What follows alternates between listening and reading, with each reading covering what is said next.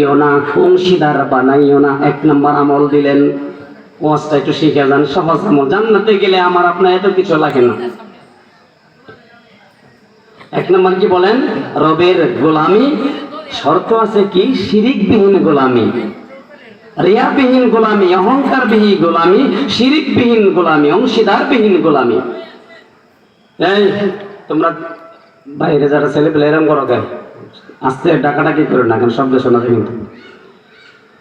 এক নম্বর আমল হলো মাওলা পাকের গোলামি করো এবং আল্লাহর সাথে কাউকে শরীক করবে না।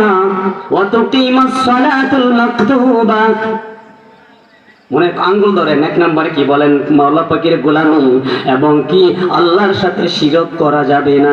এখন শিরক কি, এটা জিনিস কি মাথায় দেনা ব্যবহার করে অনেক জানেই না, ঠিক কিনা বলেন? ঠিক। দুইটা বললাম। ওয়া তুকিমুস সালাতুল মাকতুবা, যে ওয়াক্ত মতে সালাত আদায় করো, নামাজের সময় হইলে পরে তুমি নামাজ